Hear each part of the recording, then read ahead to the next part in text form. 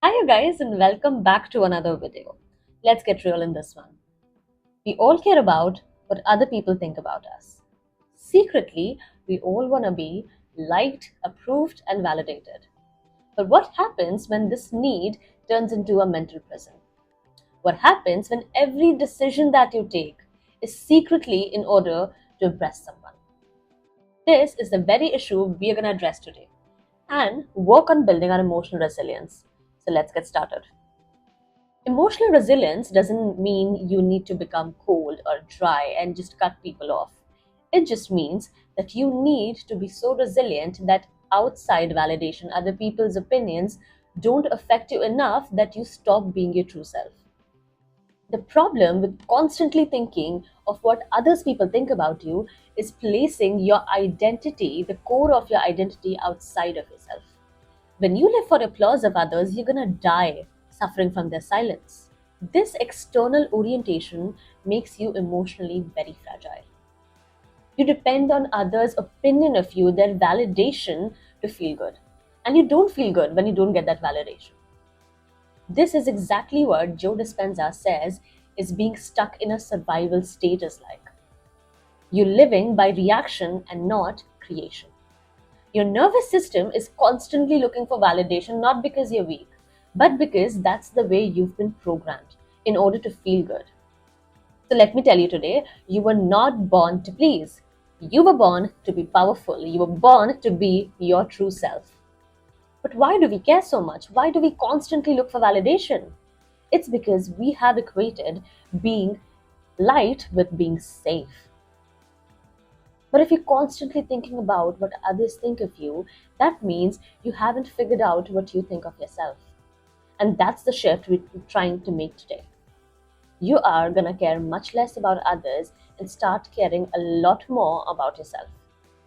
So, when we talk about building emotional resilience, what is emotional resilience? It does not mean that you don't feel pain. It means that pain does not control your identity. If you've read The Subtle Art of Not Giving a Fuck, it says that if you're not willing to be a joke and embarrassment to some people, you will never be a cheerful and life changing force to another. Resilience means you stay rooted in your truth even if others don't see it. You don't crumble when people don't understand you. You don't crumble when nobody gets you. You realize that their opinion of you is not your mirror. That's a mirror to themselves, to their own limitations, their own beliefs, and their own experiences. And it has not a lot to do with you. Your job is to stop editing your truth in order to fit into somebody else's comfort zone. But how do we get there? How do we build emotional resilience? Okay, first thing, every time you get a judgmental thought, think about whose voice is this? Is this what I think of myself, or is it what somebody else would think of me? Is this what I am projecting on myself, or is this something I have heard somebody, my parents, my family, or my sister, or my sibling, or my friend tell me? Identify and replace these narratives. These are borrowed narratives, not the narratives you have written for yourself. So the first step is to identify the narrative. Who has set the narrative for you up until now? And next is changing it. Once you've identified that the little voice inside your head that's criticizing you is not yours, you will end up and edit that voice. What will you do? You reparent yourself. You give yourself all the love, care, and appreciation that you did not receive. Every morning, get up and say three truths to yourself. I'm enough. I trust myself. My worth does not depend on anything external of me. Joe Dispenza says that true freedom comes when you no longer attach yourself emotionally to the external world. Freedom is something you find within. In his meditations, you would have realized he invites people to become no one, nobody, no thing. This is the place where you rest your nervous system. You do not need anybody's texts, calls, or even smiles to help you find peace. The day you center yourself within you, you do not need anything that's external of you to find peace, to find calm for your nervous system. The more you say yes to others, the more you say no to yourself. And the day you start making a difference and start saying yes to yourself more often is the day that you create that difference. That is the power of drawing conscious boundaries.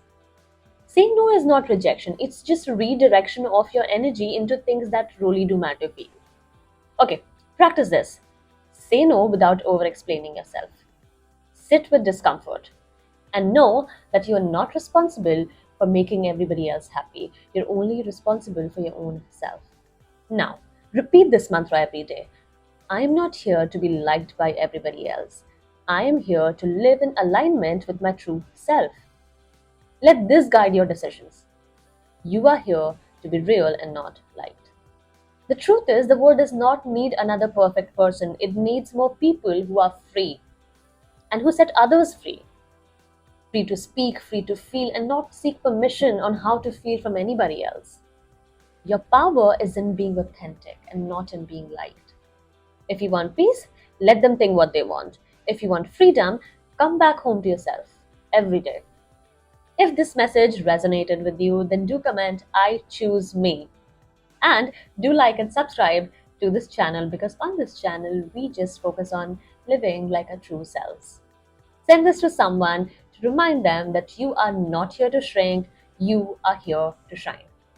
I'll see you in my next video. Bye bye.